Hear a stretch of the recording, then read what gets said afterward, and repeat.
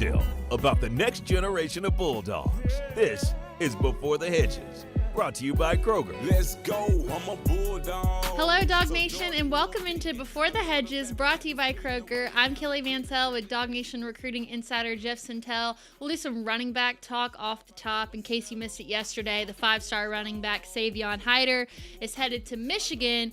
But more importantly, the current Georgia running back commit, Jay Lamar, announced via social media that he would be taking some visits this fall to other schools. Anything to be concerned about? Well, first of all, let's take him in a two-pack. Dog fans, Dawg Nation, breathe a little bit easier that Tennessee won't have the services of Savion Hyder. Like, apparently they couldn't marshal up the new money from that Adidas deal to bank themselves Savion Hyder. And apparently Michigan wasn't too cash poor after the new NCAA sanctions to come up with a lot of coin for the nation's number one running back. Jay Lamar talk. Kaylee, here's what I believe. I think that's headlines. I think he's going to visit schools. I think he wants to see games. But, Kaylee, you and I were right there. We saw real commit tears. We saw a young man come out with Georgia bands all over his arms. He was not playing in any matter of fact. He's like, I'm a dog. I don't need to hide it. I didn't need to trick anybody. He wept like for minutes on a time. Kaylee, that guy's going to be a dog. He's going to stay a dog. He's just going to take some visits. I think you bring up an interesting point, though, because at this point in the recruiting cycle, there's really not that much going on because most of the schools have already built their classes. So I think you look at certain media outlets, they want to take a little bit of what could potentially be a headline and turn it into this big thing just because you do need news. Like you said, though, we were at that commitment ceremony. If there's anybody I feel like in this class that's going to stick it out to the end, it's Jay Lamar. But for these young kids, sometimes taking visits to other schools is the only opportunity they'll ever get to travel. So I don't blame him for doing something like that. He's just a teenager that wants to see the world. Another thing about Jay, it's interesting. He got dinged up in the season opener against Benedictine. I believe it was a leg issue. Kept him out of that game. Barely played after the first quarter. Threw a pass, though, with a little trickeration. I've been told he might miss 2 weeks. So he's probably not going anywhere for at least the next 2 weeks. So, again, we say all these things because – who knows? Miami could offer him the world, and then he'd have to think about it. But I think Miami already did try to offer him the world, and he still went Georgia. So it's important, Kaylee, because he's the only running back commit in this class. Yes. And that would be some consternation in Dawg Nation if the Dogs lost that commitment. So here's the good news about today's show. We actually have real football to talk about. We have real football to see. High school football kicked off in the state of Georgia last week, so we'll get a chance to look at some of the guys in the 2026 class and the plays they made. That'll come later in the show. First, we're going to start with we're getting nostalgic as the season gets closer. And with the new way of college football, we want to take a look back at the 2021 team, specifically the defense. And if we were in the modern era of college football, what would it cost to build that team? We'll take a look at that. Then we'll preview our top 5 most important games for Georgia's current commits coming up this week. We're going to bring back Mansell's details. It's so back. I can't believe that it's already here. We'll take a look at some of the best plays that we saw from the 2026 commits this week. And with that, Dog of the Week comes back. Who had the best performance? And then we're already looking to the Dog of the Year. I got to get my dog voice back out. Dog voice. And with that, Jeff and I will make our predictions for who we think is going to win Dog of the Year. But we will start with this first. You wrote a really great article on dognation.com on what it would cost to rebuild the 2021 team. And honestly, just looking at all the names on that list, it's hard to believe now that they had every single guy on that roster, especially knowing what a lot of these guys are doing at the NFL level, how much money they're making at the NFL level. And I don't know if we're ever going to see a team like that again. I think that's what most would say. They would say golden era, Kaylee. They would say Georgia. It's just 4 years ago. Georgia will never be better than that. But I did some thinking over the summer. This is kind of one of my summer projects, maybe. So, like, one of the things I did was I was like, we've seen the going rates now for the number one linebacker in the country, the number one edge, the number one running back, so on and so forth. And we tried to have this fun little thought bubble exercise. Just how much would it cost to rebuild the 2021 team? and especially the 2021 defense. And really, we actually did it in a manner where we're not even talking the whole team, Kaylee. We're talking about the 5 stars that were on that team. And just the defense. Just the defense. So you sit there and you go, we're not trying to get to 105 or 85. We're trying to get to those guys. So we'll take a look at the 7 5-star defensive players that were on that roster. We're going to go through them one by one. We'll provide the ranking and what it would cost now, and then at the end we'll add them all up and let you know how much it would cost to buy that 2021 defense. It starts with Adam Anderson, of course, a 5-star. He was the number 18 player overall in the class of 2018, the number 1 outside linebacker. I feel like if we're looking at a price comp, not even really a player comp, I think it's pretty similar to an Isaiah Gibson, who was the number 1 edge in his class for 2025 for 247, ESPN, and Rivals. But that alone in itself, just based on position, that's a check. So, Adam, you got to sit there and you got to think his recruitment, like Georgia was on him. LSU flipped him for a little bit. He came back to Georgia, but you're talking about a premier pass rusher. You're talking about a 5-star, talking about a guy with great track numbers, high jump, things like that. He ran like the wind from the state of Georgia, had been recruited, had been seen. And Kaylee, I'm going to say, depending, and you're going to hear this a lot, depending on how crazy like a Texas or a Texas Tech or a Miami wanted to get here, I think the number right now to sign a player of that caliber, especially senior year, it's probably like 1 to 1.5 million just to get them on campus.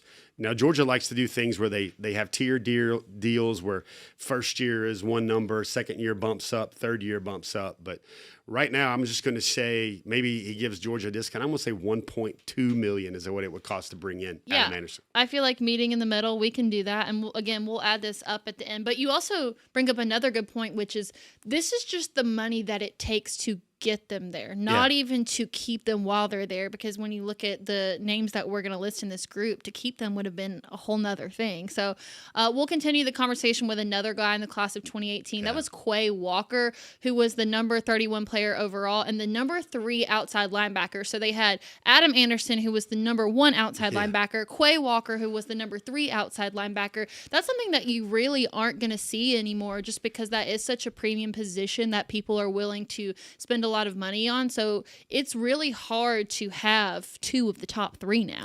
Same class, 2018. That was the Justin Fields class. One thing we want to remember, kind of a footnote to Adam Anderson, Kaylee, is I think he had a horrible off-the-field incident. He was charged, very serious charges. But pure football, I think if that never happens, I think he would have been 6 first-rounders off the 2021 defense. And they're 5, that's enough. But people forget they had Adam Anderson until the Florida game that year.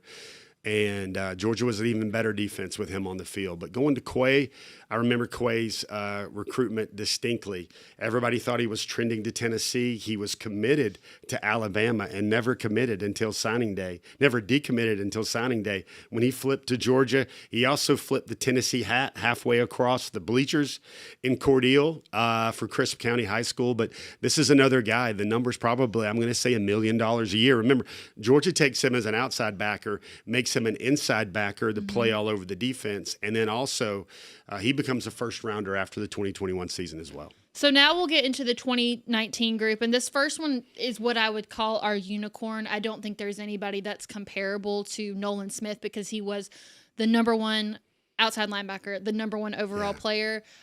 You look at like a Jared Curtis Price, the number 1 overall player, number 1 quarterback, but that's a way different position. So I'm not sure that the prices would add up to be the same. But Nolan Smith was the unicorn, highly touted, highly recruited. The Dogs had to keep him in state. I'm kind of even scared to ask what a Nolan Smith would cost now. Well, here's the thing, and this is going to raise some eyebrows. Not only is he the number 1 guy in the class, he came out of IMG Academy, where everybody knows that he's going to be able to play because he's surrounded by all those other football players.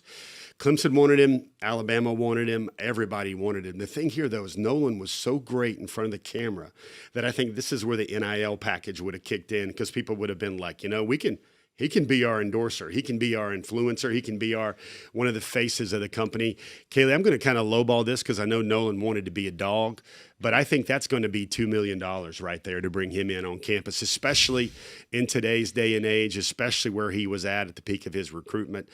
I think that's going to be one of the pricier guys to sign off that 2021 defense. So you're saying that it would be $2 million with the friends and family discount? Probably so, because Miami would have gotten into that thing, Florida would have gotten into that thing, all these schools would have gotten into that thing. Clemson really wanted to pair him up with another 5-star. I mean, Nolan would have been a commodity because he was that guy for a couple of years in that class where everybody pointed to and said he was that guy.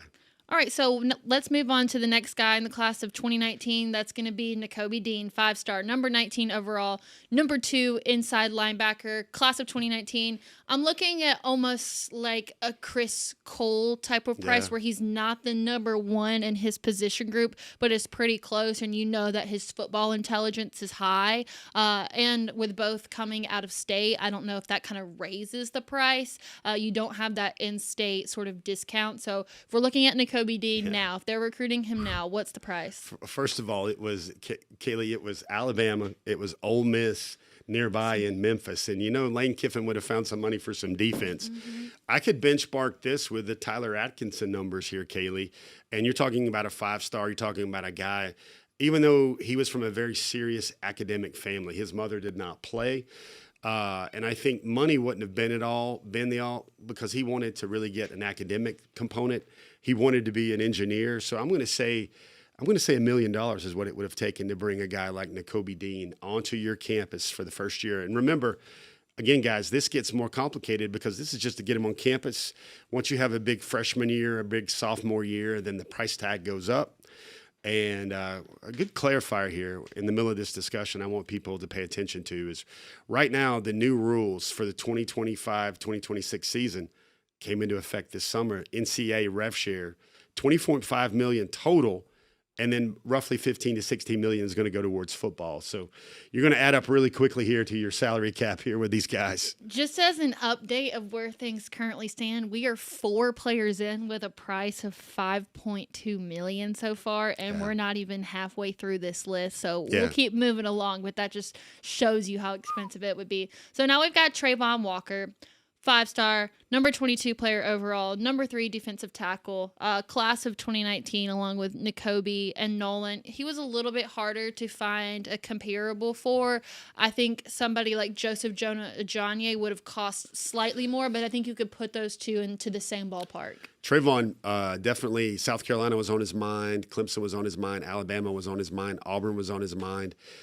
He was mostly a dog from the start because he wanted to play with his guy Nolan. But I think even with a hometown discount here for the first year, especially in today's market, an athletic defensive lineman like that, I think it's probably 1.2, 1.25 for Trayvon. Somebody would have paid that for him, I believe. And you think that's because of the position group? I think so.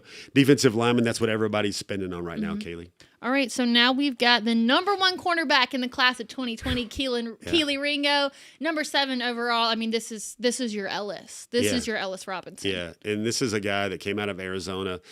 Man, USC's wanted to sign him. Oregon would have been involved. They were involved back in the day. Again, cornerback is what it is, but I still think Kelee would have been a guy that would have commanded $1 million a year. I know he loved Georgia. I know his mom loved Georgia. He wanted to be a part of something special. I think Kaylee, he was the number 4 player overall on some of the boards, some of the services in the 2020 class.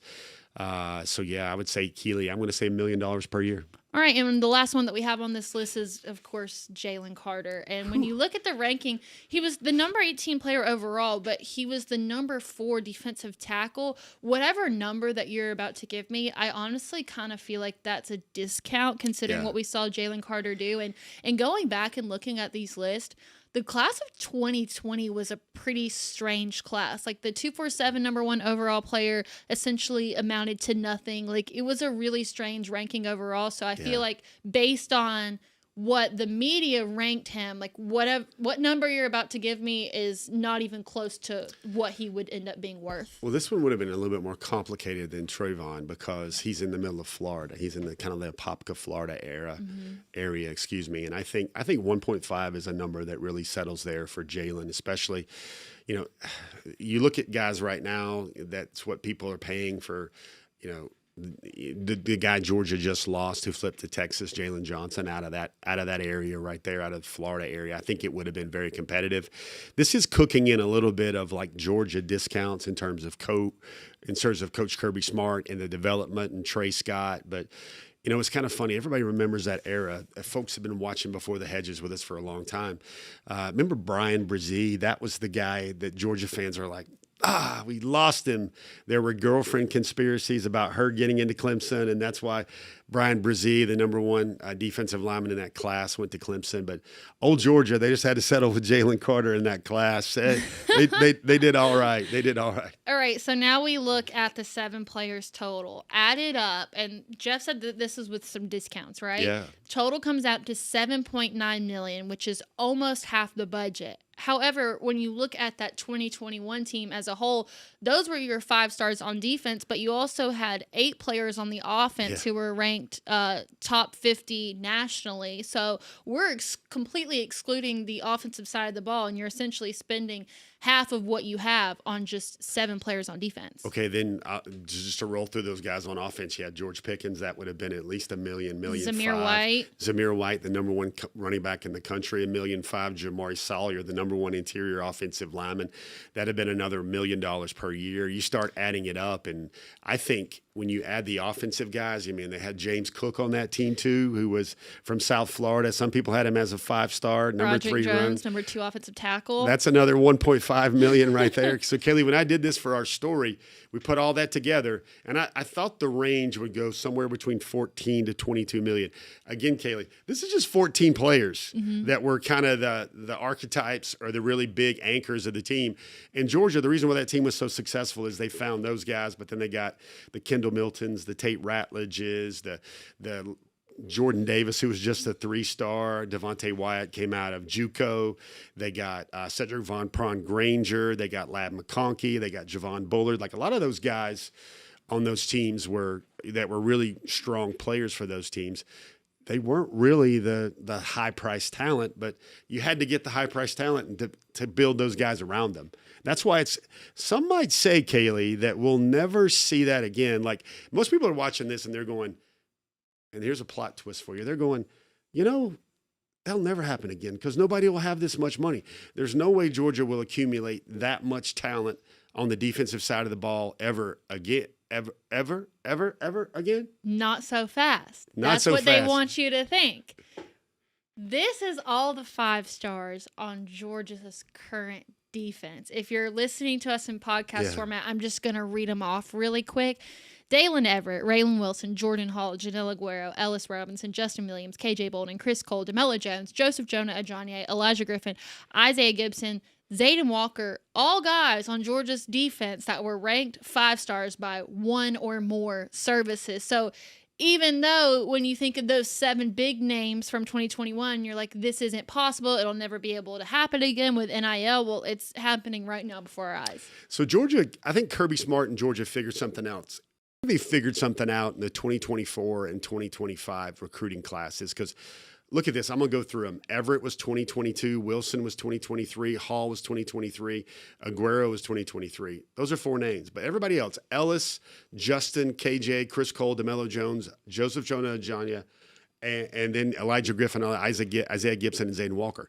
9 out of those 13 have came in the last 2 cycles. Mm-hmm. So they kind of had a dip there with the epic defensive talent. But then they kind of figured things out a little bit. And Kaylee, that means this defense, this type of talent will be in place in Athens for at least the next couple of years. Yeah, but also part of the reason I feel like this works too is because Georgia's been willing to spend more money on their defense and on their offense. I feel like they've taken some shortcuts on the offensive route and brought in guys from the transfer portal to make up for that. But we're really going to see if the money was well spent when the current sophomores or juniors next year, and then the Elijah Griffin and Isaiah Gibson, Zayden Walker, they're all in their second year. So I feel like that's when we'll kind of get a gauge of like, did Georgia spend their money in the right place? And I'd like to make one more point because I love this segment because it's past, present, and future a little bit. We're trying to give you guys a good way to look at Georgia football here. So, yeah, the reason why Georgia got all those 9 over the last 9 of the 13 over the last 2 cycles, it's because they saw the 2021 and 2022 teams. They saw Defense championship. They saw 5 guys go in the first round, and all of a sudden they're like, okay, Georgia's where I need to be. I don't care if somebody's offering a little bit more. Georgia brings the development. Most of the guys Georgia recruits, it's not a race to get to $2 million a year in college. It's a race to get to $25 million NFL contract as a first rounder. So they got their eyes on that $25 million prize and not that short-term money right now. So any final thoughts on this topic before we move on? I think it's fun. I think it's fun to think about. It's also fun to think about that people will say, well, Georgia and Kirby, they'll never do that again. Well, perhaps not, but the blueprint for the way they did it in 2021 and 2022, that's still there. And the defense will be more talented this year. Often, and it's kind of spread out. There's some DBs there, there's some corners there, linebackers and defensive linemen there. So it might take them a year or two, but they're going to put together a product just as talented, I think, as the ones in 2021, 2022. It's also just crazy the fact that this was only 4 years ago, and we're looking at it like it's an ancient artifact. It's like a time capsule, right? Yeah. We dug it up, and it's like, well, they'll never do that again. Well, they're in the midst of doing something like that again, Dawg Nation. All right, so still to come, we'll do our top 5 high school games of the week, and then we'll follow it up with some highlights from the 2026 players. It's been a long time since we've gotten to bring out the details, and I'm excited to give it to you here soon. But first, we want to remind you that here on Before the Hedges, we are brought to you by Kroger, and now school is back in full swing. You're taking your kids, your grandkids to school. You're taking them to whatever practices they have after school, all the extracurricular activities. And to set yourself up for better success, that way you can give more time back to your family or back to yourself, we encourage you to sign up for Kroger Boost. You can try now for free for 30 days. Save up to $1,000 per year with 2 times the fuel points. Plus, you get bonus fuel points if you get your gas on Fridays, as well as that free grocery delivery that allows you to maximize your time. So if you want to give back to yourself, want to give back to your family, you can sign up now at Kroger.com/boost. That's Kroger.com/boost.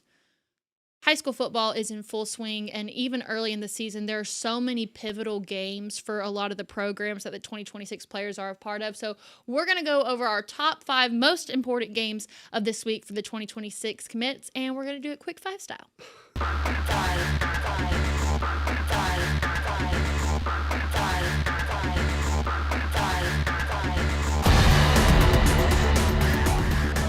You notice how we've got that little extra juice today, just knowing that we got the chance to watch football last weekend. We got football. The smiles on our faces. These highlights are not CGI. They're not AI. They're not anything else like that. We actually got highlights on Before the Hedges today. All right, so let's start with our number 1 game of the week. This is probably the biggest game in the entire country. It's modern day at St. Thomas Aquinas. So, of course, Justice Fitzpatrick's at St. Thomas. It's the number 1 Modern Day versus number 6 St. Thomas, both ranked nationally. And if either one of these teams wants a shot at winning a national championship, they've got to win that game. But think about it, Justice Fitzpatrick versus Mark Bowman. Mark Bowman, you will see that matchup probably, Kaylee. One thing about that matchup, it is a national championship elimination round, really. Like, you're not going to lose that game and come back and win the national title with schools like Buford and IMG Academy and everywhere else. Another thing there is Modern Day also has Georgia 2027 wide receiver commitment Gavin Honoraux. So there are actually 2 Georgia commitments in that game. Maybe should have been 3 with Mark Bowman, but that is star power right there. And, again, the number for Mark Bowman, guys, when USC gets involved, they get involved. I think the number for Mark Bowman reportedly is averaging $2.5 million per season. So that was the number 1 tight end in the class. So that's very intriguing. Side note, Modern Day is traveling over 2,500 miles to play a high school game. St. Thomas Aquinas has been around for forever. They're one of the best programs in the country. They're always in that national top 20, top 25. Marcus Rosamie Jack Saint came out of there. You mentioned Justice Fitzpatrick. That is a slobber knocker of a game. So now let's move to our in-state schools. It's Buford at Benedictine. Buford is the number 2 ranked team in the class of 6A. Benedictine is the number 2 in the class of 4A, even with a loss last week, close loss to Colquitt County. It's a big game for Ty Green and Graham Houston. Buford barely pulled out that win last year. It was 29-28. Benedictine is absolute powerhouse, won state championships in 2021 and 2022 and many before that. But here's the thing. I feel like Buford, with their new stadium, they're just under a lot more pressure because they have lacked in a state championship in the last 2 years. Now you spend all this new money on a stadium, and with that stadium, you're expected to win. So they've got to get it done against Benedictine if they want to finish out the season undefeated. Good friends of this show, the Georgia High School Football Daily Crowd. They have a new feature, Kaylee, where they did the research and they looked at almost every team in Georgia, and they said, like, okay, these are the guys that are ranked, I believe, in the national top 200 or 4 stars or better, 3 stars or better, in every roster in the junior and senior classes in Georgia. Buford has 10 guys that are ranked in among the nation's top players, but Benedictine has 5. They have a receiver going to Notre Dame and Bubba Frazier. Bubba at one time really wanted to go to Georgia. They've got obviously the Damian Guyton, who's going to Texas Tech for right around a cool $1 million per season, at least his freshman year. And then you've got Stephen Kennan, another guy going to Texas Tech. So they got some players over there on Benedictine. It is a long way down I-16 to get to Savannah.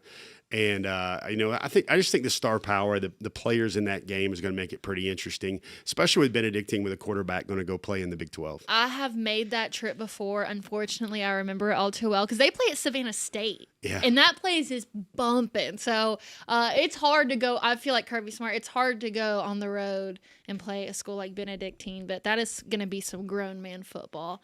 We'll move on to the next game, which is going to be Cartersville at Rockmart. Of course, this is Brady Marchese. Cartersville, number 5 in Class 4A. Rockmart, number 2 in Class 2A. This is a big test for Cartersville. They already have a really rigorous region schedule, and this will help prepare them for what's to come. But the way I explained it to Jeff is Cartersville's got a lot of seniors. They fell short last year getting to the state championship, lost to the eventual state champion, which would have been North Oconee. This is one of those years that Cartersville has all the pieces to win a state championship on paper. It's just, can they take that chemistry and pull it together? But we're going to learn a lot about how good Brady Marchese and the Purple Hurricanes are when they face number 2 Rockmart at Rockmart. Interesting game. It's one of those teams where Brady is actually rated by a lot of the services now as the highest rated wide receiver in Georgia's class. Like, I think ESPN, now we have our own personal opinions about the ESPN rankings these days, Kaylee, but I think they've got him as the number 62 player in the country. So there's a lot to like about Brady's game. There's a junior at Cartersville, Cole Crawford, I really like. He's probably a guy that Georgia will really, really, really want to try to recruit hard and bring into the 2027 class. Cole has named him as his leader. There's a good connection there between the Crawford family and the Smart family. So Carterville's got some players. They got some junior class players. Like you said, they're loaded. This is one of those games that you want to look and try to find it on TV somewhere this weekend. If you're in the Northwest Georgia area and you're not doing anything Friday night, that's a game that I would just recommend you go and watch on your own, because there's a really good chance it's going to be a sold-out game, standing room only. Both of these schools bring the atmosphere. So if you're not doing anything and you're in that corner of the state, the best corner of the state, I might add, just go watch Rockmart on Friday night.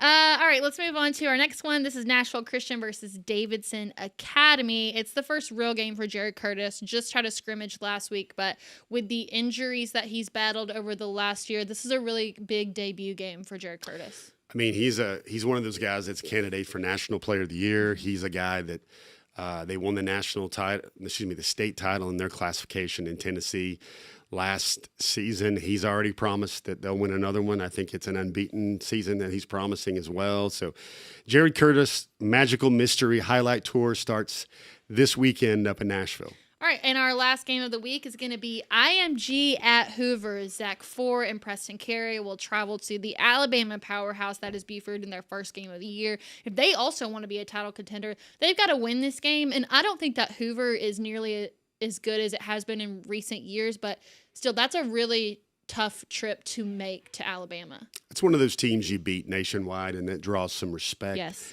The Hoover name still does, even though Coach Niblett is now at Gainesville, and Coach Probst is still coaching right now. No, I was going to bring that up. He's got another coaching job. Yeah, Coosa Christian, another smaller school in Alabama. Coach Probst just still hanging around. They really just need to make like a Last Chance U high school version, and Rush Probst is the host or the coach. He is a resilient dude. IMG Academy is most folks, even most smart folks like you, Kaylee, know about Preston Carey. They know about Zach Fort. But let me, for the first time on the air for Before the Hedges, let me give you the name Jaden Wayne. Okay. He is the quarterback at IMG. He is a 2028. He was recently ranked by 24/7 Sports, the composite, or the 24/7 Sports pure ranking. He was the number 1 player in the country. He's been to Georgia about 5 times over the last year. And think about the class separation, Kaylee. Curtis in 2026, Curtis 2027, Jaden Wayne 2028, redshirt year. That might be the bridge from Curtis to Wayne for Georgia. Everybody wants him. There's really a strong connection right now between Georgia and Jaden Wayne at IMG Academy. I can go ahead and get on that bandwagon for 2028 as long as it also includes Casey Barner from McEachern. Yeah. You give me those 2 right there, I'll take it. That's Kaylee's top 2 already. Oh, my gosh. Top 2 in 2028. Yeah, Casey Barner. I tell you a good story about Casey. I saw him when I went out there this spring to see Douglas and Jonte Gilbert. When I went out there this spring, and this is before Jonte ever committed to Georgia.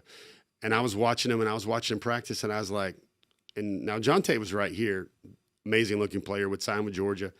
Ohio State wanted him. And I'm like, who's that? Because my antenna ears went way up like that because he was moving, and they're like, yeah. They said, Georgia's about to offer him, and Georgia did offer him in the spring, in the summer of that camp. And you see Casey Barner there with the highlight tour as well. I mean, he is the Percy Harvin type player. He made plays in the kickoff against in the Corky Kell against a really good team there, and he made plays against North Gwinnett all day long. And he had touchdowns and big plays on special teams, on defense, and on offense. And he's not going to be the biggest dude, but he's a guy that already brings up the memories of the very best playmakers in the state of Georgia. I mean, this was my 6th I'm sorry, I won't spend too much time on this. This was my 6th Corky Kell this year, and it is the best singular person performance I have ever seen at any Corky Kell game, and I don't know if anybody else is going to come close. So he's number 1 on my top targets for 2028, my own personal list. So Georgia offered him first.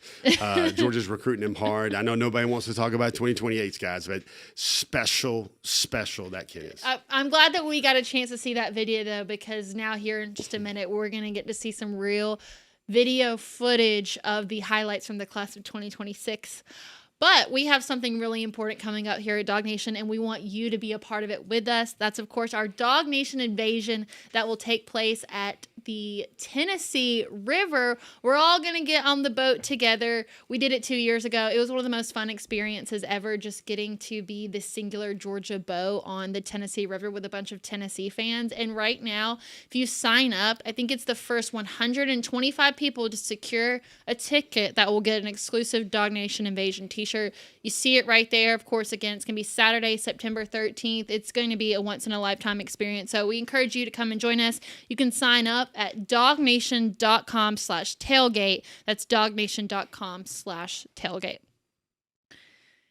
I feel like we need to, I don't know if a drum roll is enough. I feel like we need more. We got highlights. Highlight Factory is open, like the Red Hot Donut sign, Red Hot Highlight sign. This is Mansell's Details.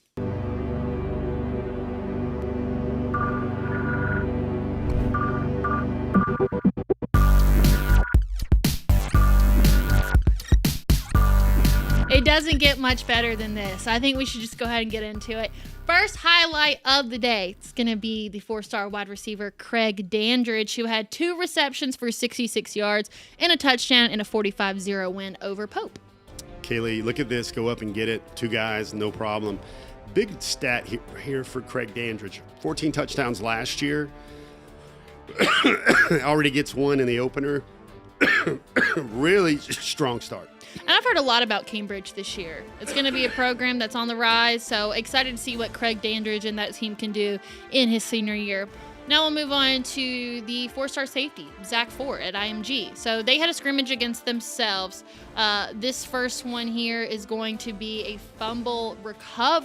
forced fumble that he turned into a recovery. So that's the first one that we have for Zach Fort. And then also big interception on the weekend for him.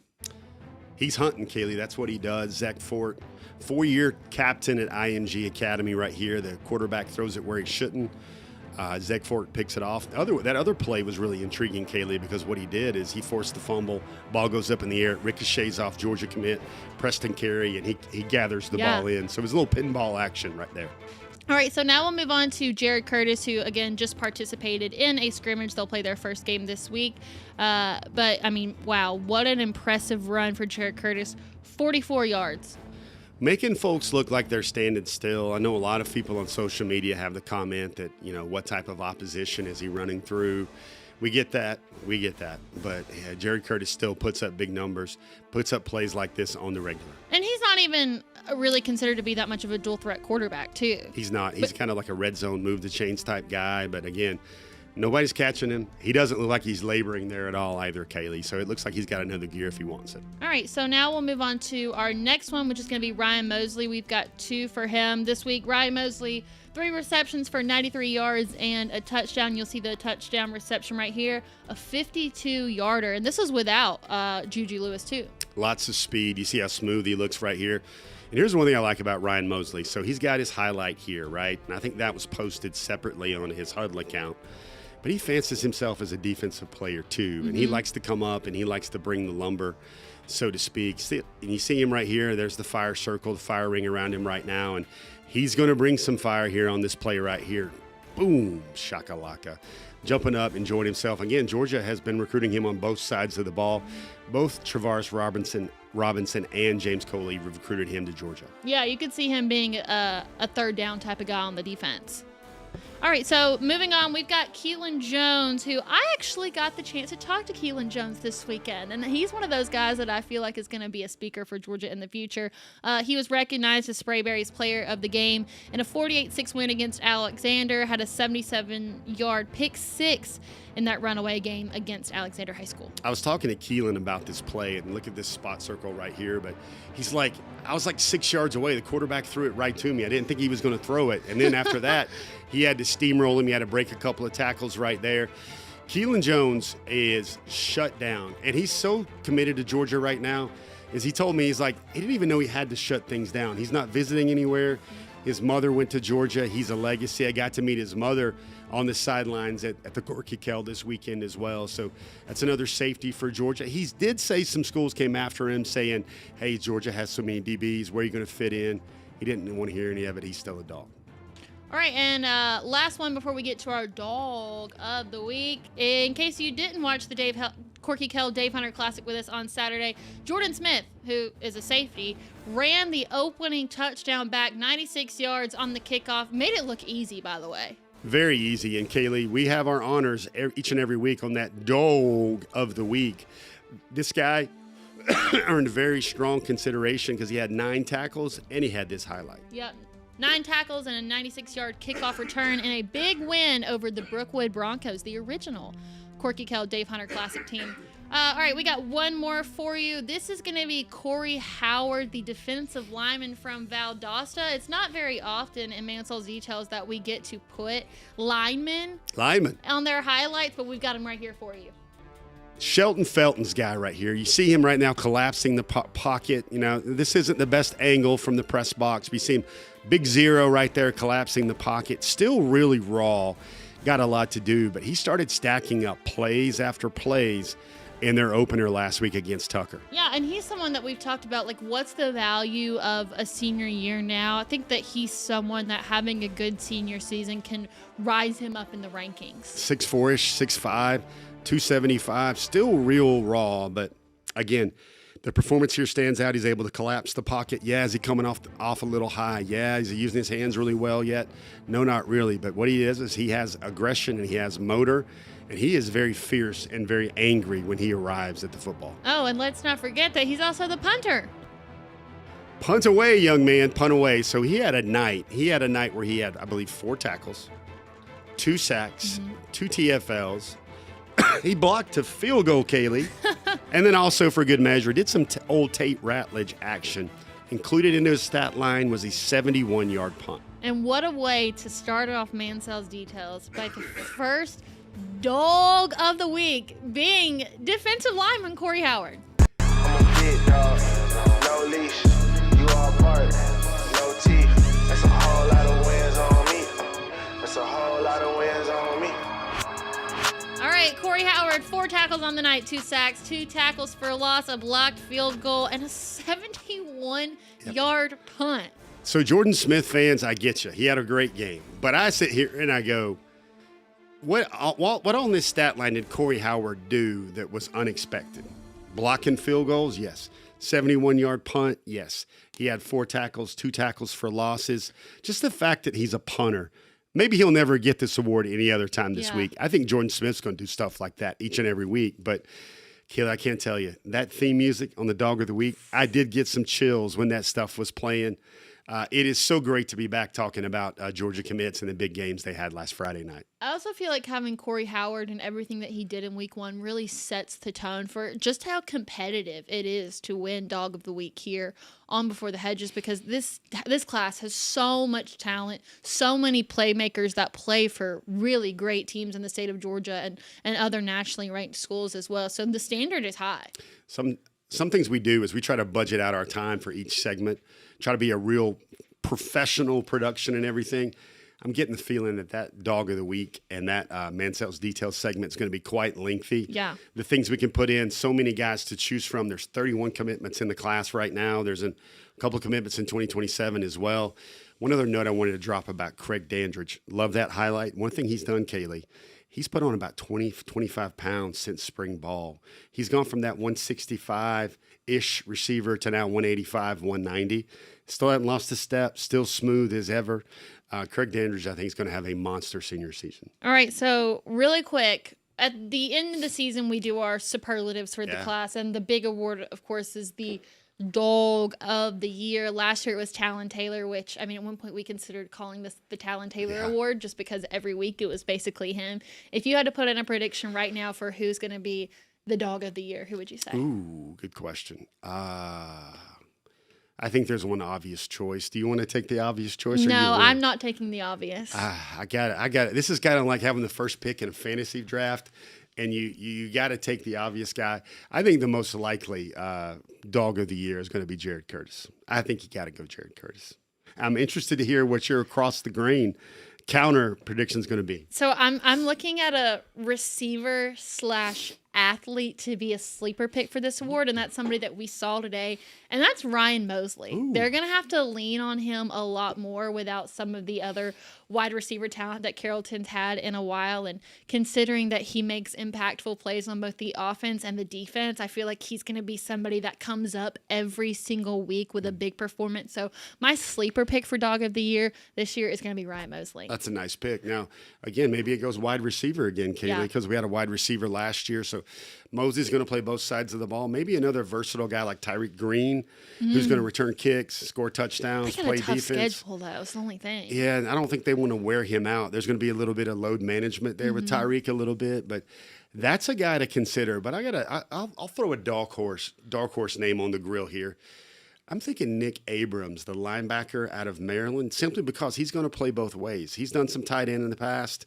He's done some receiver in the past. Might do a little like Zayden Walker did a year ago. So that's one of those names. And also the guy Jay Lamar down in Colquitt County. Need him healthy. But when he's healthy, he's going to do some big things. I thought about going that route, but knowing the injury, it's a little bit hard right now to say that. So my sure pick is Ryan Mosley. But we've got a long way to go. But if there's anything that we've learned, it's always here before we know it. Yeah. So, all right, now we'll move on to our class breakdown. We'll start with the offensive side of the ball. You just mentioned there you've got the 5-star Jared Curtis, who, I mean, honestly, that's the one that you hope is the Dog of the Year by the end of the year, just because that means that he had a tremendous senior season, and that's good momentum to carry with him as he gets into Athens, as I assume it would be an early enrollee. Most likely numbers for him, he's going to throw for 3,500 yards. He's going to run for about 15 touchdowns. He's going to throw for 40 touchdowns. And of all these commitments here, he's still the most likely to win a state title in his senior year. That's where we kind of lean heavily on those guys. It's very hard for the linemen, the tackles, the tight ends there. One thing, though, this is how fortunate we should be. Peach State, Deep South. Lincoln Keys, the tight end, right? He's in Michigan. Kaylee, do you know how many more weeks he has to go until he plays a football game for real? 4. Now he's got 2 more. Oh. So they're going to play the last weekend in August, which is like, goodness gracious. They're going to play on the 28th, I believe, which is a long time. But Michigan just gets started a lot later there. I figured they would start earlier because of weather. I would think so, too. All right, so now we'll move on to the defensive side of the ball. I've been wanting to ask you this for a while. So there are still 2 names on this defense in Seven Cloud and Chase Calicut that we have not had an update on. Is there any status update that you can give us on their current state with the team? Well, both of them, first of all, Seven Cloud's still on his football team, still participating with Butler Community College. I think he's got a court date coming in September, which will really decide a lot of his charges and what happens there.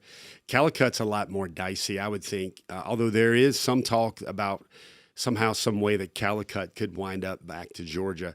I think it's less likely there than with Seven Cloud, since Seven Cloud is still a functioning member of his junior college team. I would again say, if anybody wants my honest opinion on it, I don't think they return to the Georgia class. I just think optics matter a little bit there, and I just think also that Georgia's got a lot of pieces and a lot of players. And some of these mistakes, you don't want to bring in players that have made some of these alleged mistakes. Obviously, when the due process runs their course right there. But, there's worries. I mean, you hear like, Caden Harris is a guy that might be flipped away from Georgia. Keelan Jones, like, it's funny. One of the stock questions I ask these players now is like, are you done? Are you done? Are you visiting? Kamari Brooks is done. Nick Abrams is done. Tootle is done.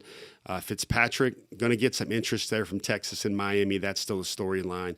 Tyreek says he told me this weekend, he hears from Miami's still trying, but he's a dog. Zach Fort's shut down his recruitment. Jordan Smith has said the same thing. Keelan Jones has said the same thing. London Jr. said the same thing. Sohn, PJ Dean, Carey, Lucky, Howard. It's most of these guys are already considered locks right now for Georgia because they're not actively engaged in any sense of recruitment right now.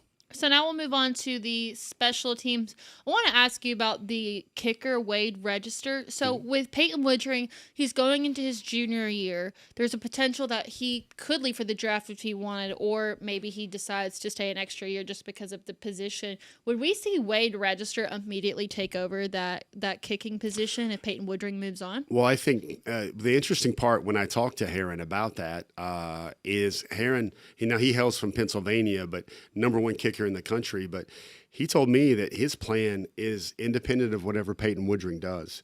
He's expecting Peyton Woodring to take another year, and if he does, great. He's prepared for it. And if he doesn't, then he can jump right into the mix there. But Georgia always likes to keep a deep stable of kickers. They want to make sure that guy's ready.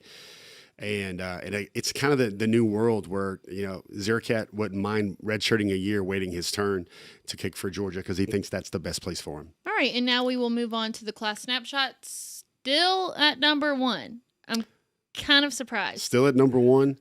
31 commitments. Again, we said this last week with Cody, Kaylee, that got to put a stamp on that of significance. Georgia's never signed that many high school players in the Kirby Smart era. Should that stand, we did just talk about the asterisk on that topic right there with the situations with Mr. Calicut and Mr. Cloud. You see the breakdown there, 15 and 16 with in-state and out-of-state.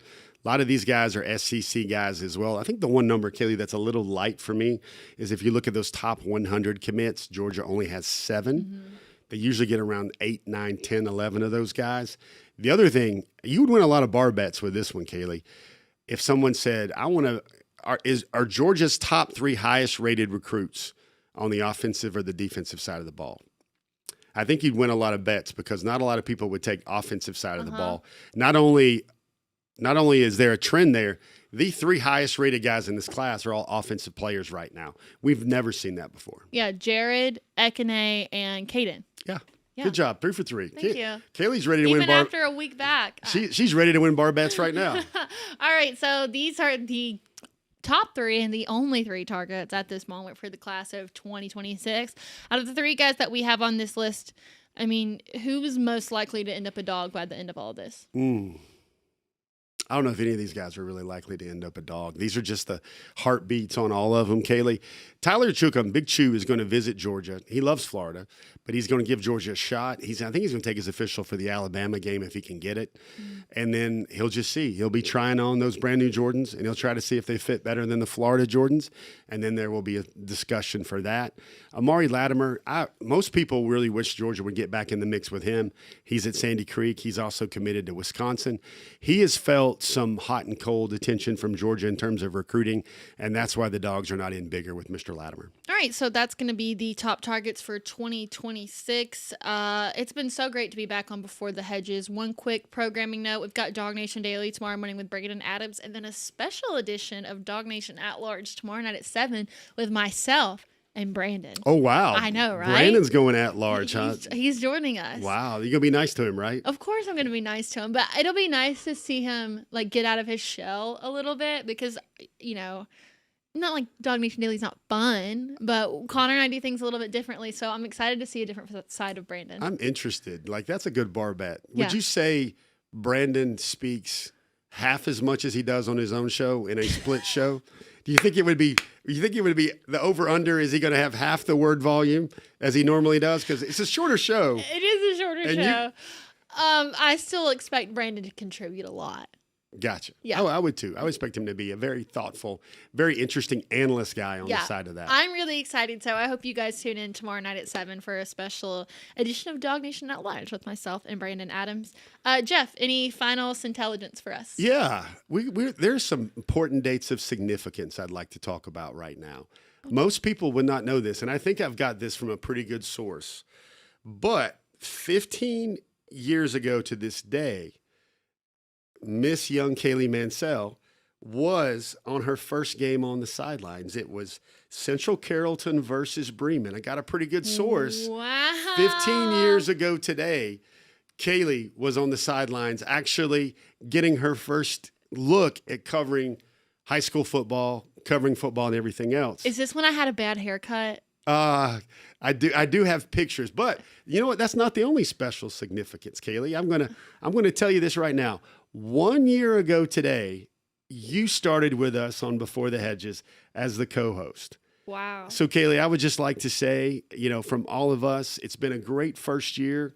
Kaylee Mansell celebrating her 1 year anniversary right now on Before the Hedges. Oh my gosh! No! What? Oh, guys, y'all did not have to do this. Kaylee Day here on Before the Hedges. Oh my God. Happy 1 year. It says happy first year, Kaylee. It's obviously a cookie cake. We got some good sourcing on that one. Because y'all know I don't like regular cake. We know this. We got some good sourcing on that. We got the red. We got the white. Thank you to all those who had a hand in this. Thank you, Maul. Thank you, everybody like this. Oh, my goodness. Happy first year, Kaylee. It's been fun working with you. I don't want to word vomit or like normal vomit because I'm crying a little bit right now. But being on this show it's been, more amazing than I could have ever imagined. I grew up in a recruiting household and I've been around it my entire life, but being here, doing this show with you, even just getting to spend all this weekly time with you, and I feel like I found my own passion for recruiting instead of the one that was given to me growing up. Like I found it in myself, and I credit a lot of that to you. And to all of you that have watched Before the Hedges, thank you for accepting me into this role. I know Jeff is like the best person ever, and he was totally fine on his own before, but thank y'all for allowing me to be in the space, allowing me to feel comfortable. And I just can't wait to keep growing this show and continuing to build my connection and my passion for recruiting. Oh my gosh, y'all know I hate Classy surprises. And poised. We must thank special contributor Rusty Mansell for some of the help with this one. I wanted to make sure we recognize those two dates. So 15 years ago, she's on the sidelines, Central Carrollton and Bremen. The bug bit her, and then 15 years later, I think you're fulfilling your dreams. You're talking about Georgia football. You're talking about high school football. You're talking about recruiting. And we're so happy you spent a year with us here on Before the Hedges, making us better. Thanks, guys. Okay, this has been awesome. That was such a tremendous surprise. With that, we'll let you guys go. Thank you so much for tuning in each and every week. It's never possible without you. So thanks, guys. Well, we will see you right back here next Wednesday at 7 o'clock. Life I never settle. I'm a bulldog. So Georgia, who won't pick it? I love the